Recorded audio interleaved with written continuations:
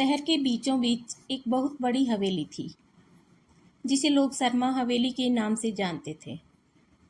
उस हवेली की मालकिन थी शकुंतला देवी। घर में धन दौलत की कोई कमी नहीं थी। नौकर चाकर, बड़ी बड़ी गाड़ियाँ, खेत और जमीन सब कुछ था। लेकिन शकुंतला देवी के दिल में एक ऐसी कमी थी जिसे वह अपनी पूरी जिंदगी भर नहीं भर पाई थी। उन्हें बस एक ही इच्छा थी, उनके घर में एक पोता हो जो उनके खानदान का नाम आगे बढ़ाए। शकुंतला देवी का एक ही बेटा था, अमित। अमित की शादी स्नेहा से हुई थी। स्नेहा बहुत ही सीधी सादी, संस्कारी और समझदार लड़की थी। शादी के बाद उसने अपनी सास की हर बात मानी और पूरा घर को संभाल लिया। शकुंतला देवी को अपनी बहू से कोई खास शिकायत नहीं थी, लेकिन उनके मन में एक बात हमेशा रहती थी, बहू मुझे पोता देगी। शादी के 1 साल बाद स्नेहा गर्भवती हुई। यह खबर सुनते ही शकुंतला देवी की खुशी का ठिकाना नहीं रहा। उन्होंने मंदिर में प्रसाद चढ़ाया, गरीबों को खाना खिलाया और पूरे मोहल्ले में मिठाइयाँ बांटी। वह हर किसी से कहती, इस बार मेरे घर का वारिस आने वाला है। 9 महीने बाद अस्पताल से खबर आई कि स्नेहा ने एक बच्ची को जन्म दिया है। अमित खुशी से फूला नहीं समा रहा था।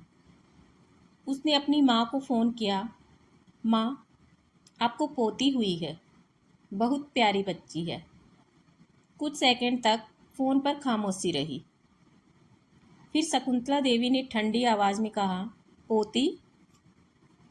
अमित ने कहा, हाँ माँ, पर मुझे पोता चाहिए था। अमित कुछ कह पाता उससे पहले फ़ोन कट गया। जब स्नेहा और बच्ची घर आई तो शकुंतला देवी ने बच्ची को गोद में लेने से भी इनकार कर दिया, क्योंकि उनको तो पोता ही चाहिए था। उनके हिसाब से पोता ही घर का वारिस होता है।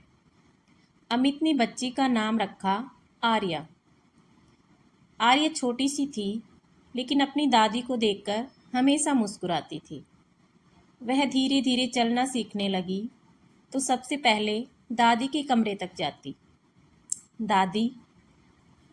शकुंतला देवी उसकी तरफ देखती और कहती, जाओ अपनी माँ के पास।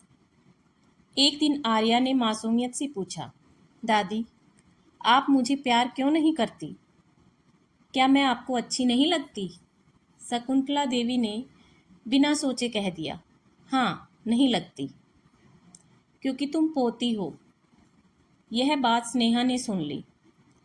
उसकी आंखों में आंसू आ गए, लेकिन उसने अपनी बेटी को सीने से लगा लिया और कहा, तुम किसी से कम नहीं हो। समय बीतता गया। आर्या 5 साल की हो गई, तभी स्नेहा दूसरी बार गर्भवती हुई। इस बार शकुंतला देवी को पूरा यकीन था कि पोता ही होगा। उन्होंने घर में पहले से ही तैयारी शुरू कर दी। उन्होंने नीले रंग के पर्दे खरीदे, खिलौने खरीदे और कमरे के बाहर एक बोर्ड भी लगवा दिया, युवराज का कमरा।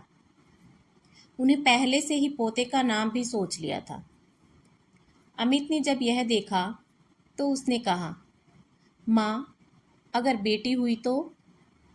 शकुंतला देवी ने गुस्से में कहा, इस बार बेटी नहीं होगी।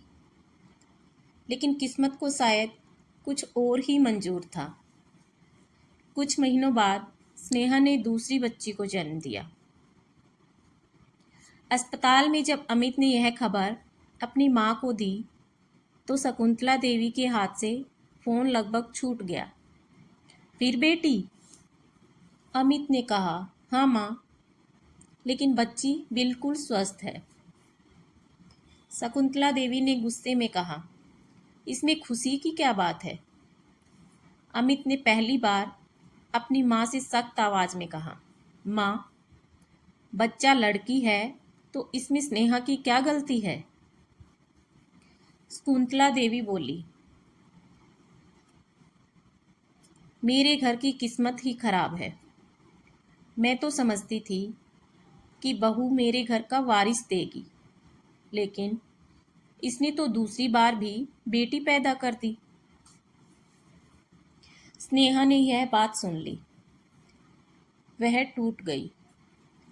उसने रोते हुए कहा, माँ जी, बच्चा लड़का होगा या लड़की, यह किसी के हाथ में नहीं होता।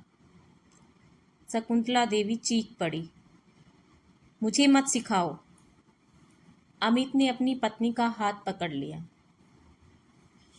बहुत हो गया माँ, शकुंतला देवी ने गुस्से से कहा, तू अपनी बीवी के लिए अपनी माँ से लड़ रहा है। अमित बोला, मैं किसी के खिलाफ नहीं हूँ, लेकिन मैं अपनी पत्नी और बेटियों का अपमान नहीं सहूँगा। शकुंतला देवी ने कहा, अगर इतनी ही चिंता है अपनी बीवी और बेटियों की, तो निकल जा मेरे घर से। अमित ने अपनी माँ को देखा। उसे उम्मीद नहीं थी कि माँ अपने ही बच्चों को घर से जाने को कहेंगी। अमित ने कहा कि माँ, आप ऐसा कैसे कर सकती हैं? आप अपने ही बच्चों को घर से निकालेंगी? लेकिन शकुंतला देवी ने दरवाज़ा खोल दिया और कहा, आज से इस घर में तुम्हारा कुछ नहीं है, निकल जाओ मेरे घर से।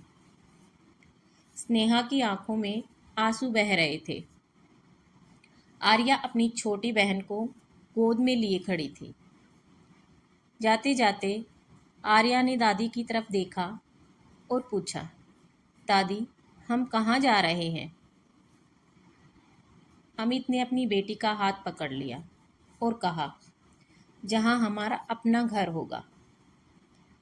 आर्या ने दादी की तरफ देखा, क्या हम फिर वापस आएंगे? शकुंतला देवी ने मुंह फेर लिया और कहा, कभी नहीं।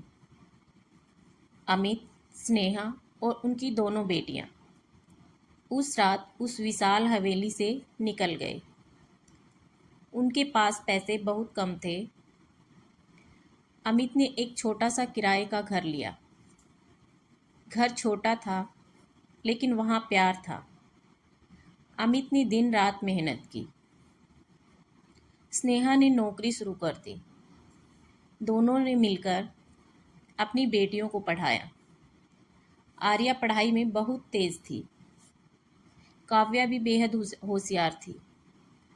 दोनों बहनें अक्सर अपनी दादी को याद करती थी। आर्या अक्सर अपनी माँ से कहती, माँ, दादी ने हमारे साथ गलत किया है, लेकिन मैं चाहती हूँ कि एक दिन उन्हें हम पर गर्व हो। स्नेहा कहती, बेटा, तुम बस अपना काम ईमानदारी से करना। साल गुजरते गए। आर्या ने डॉक्टर बनने का सपना पूरा किया। उसने देश की सबसे कठिन मेडिकल परीक्षाओं में शानदार सफलता हासिल की। काव्या ने कानून की पढ़ाई की और गरीब महिलाओं के लिए मुफ्त कानूनी मदद का काम शुरू कर दिया। एक दिन अखबार के पहले पन्ने पर आर्या की तस्वीर छपी। शीर्षक था, गरीब परिवार की बेटी ने पूरे देश में पहला स्थान हासिल किया। शकुंतला देवी ने अखबार पढ़ा। तस्वीर देखते ही उनकी आंखें भर आई। वह तस्वीर उनकी पोती आर्या की थी। उन्होंने धीरे से कहा, मेरी पोती। कई साल बाद उन्होंने पहली बार गर्व से मेरी पोती कहा था। कुछ ही दिनों बाद उन्होंने काव्या की खबर मिली। काव्या ने एक बड़े भ्रष्टाचार के मामले में गरीब लोगों को न्याय दिलाया था। शकुंतला देवी देर तक दोनों की खबरें देखती रही। उन्हें पहली बार अपने फैसले पर शर्म आने लगी। एक रात वह अपनी हवेली के बड़े से कमरे में अकेली बैठी थी।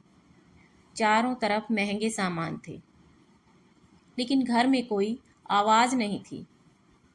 उन्होंने धीरे से कहा, इतना बड़ा घर और मैं अकेली। तभी उन्हें अपनी पोतियों की बचपन की आवाज़ें याद आने लगी। दादी, उनकी आंखों से आंसू निकल आए। वो अपने बच्चों से अपनी गलती की माफ़ी मांगना चाहती थी। उसी रात उन्होंने अमित को फ़ोन किया। फ़ोन कई बार बजा।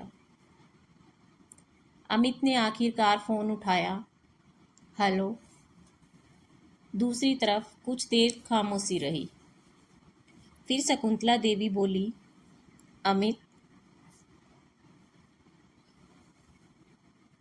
अमित चुप हो गया। कई सालों बाद उसने अपनी माँ की आवाज़ सुनी थी। माँ। शकुंतला देवी की आवाज़ काँप रही थी। क्या तुम अपनी बेटियों के साथ मुझसे मिलने आ सकते हो? अमित ने तुरंत जवाब नहीं दिया। स्नेहा उसकी तरफ देख रही थी। तभी आर्या ने कहा, पापा, दादी ने बुलाया है तो चलिए। पूरा परिवार अगले दिन शर्मा हवेली पहुंचा। दरवाज़ा खुला। शकुंतला देवी सामने खड़ी थी। पहले की तरह घमंड नहीं था। चेहरा बूढ़ा हो चुका था। आंखों में पछतावा था। उन्होंने आर्या और काव्या को देखा। कई सेकंड तक कुछ नहीं बोल पाई। फिर धीरे से हाथ आगे बढ़ाया। आर्या। आर्या उनके पास गई।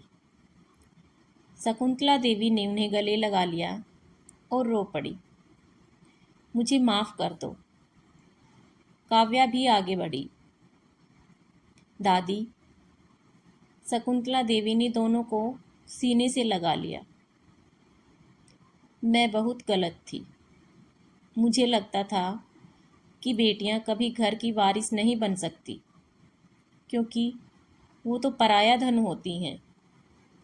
अमित ने कहा, माँ, जो हो गया उसे भूल जाइए। अमित की आंखों में आंसू थे। माँ, अगर आपने उस दिन हमें घर से नहीं निकाला होता। शकुंतला देवी ने उसकी बात रोक दी। तो शायद मैं कभी नहीं समझ ही नहीं पाती कि मैंने कितनी बड़ी गलती की। तभी काव्या ने कहा, दादी, संपत्ति का क्या है? इससे ज़्यादा ज़रूरी है कि परिवार फिर से जुड़ जाए। शकुंतला देवी ने दोनों पोतियों को देखा। क्या तुम दोनों मुझे फिर से अपनी दादी मानोगी? आर्या मुस्कुराई। हमने कभी आपको दादी मानना छोड़ा ही नहीं। शकुंतला देवी फूट फूट कर रोने लगी। कुछ महीनों बाद वही हवेली जिसने कभी 2 बच्चियों को ठुकराया था, उनके नाम से जानी जाने लगी। हवेली के बाहर नया बोर्ड लगा, आर्या काव्या निवास। शकुंतला देवी रोज उस बोर्ड को देखती और मुस्कुराती। एक दिन पड़ोस की वही औरत उनके पास आई जिसने कभी उनसे कहा था, बेटा ही वंश चलाता है। उसने पूछा, शकुंतला, तुम्हें तो पोता चाहिए था, मिला? शकुंतला देवी कुछ सेकंड तक चुप रही, फिर मुस्कुराकर बोली, नहीं, और अपनी दोनों पोतियों की तरफ देखते हुए कहा, लेकिन मुझे 2 ऐसी पोतियां मिली जिन्होंने मेरा वंश नहीं, मेरा नाम बचा लिया। फिर उन्होंने आर्या और काव्या को अपने पास बुलाया।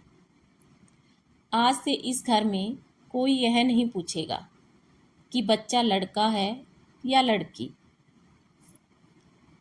आर्या ने पूछा। फिर क्या पूछा जाएगा?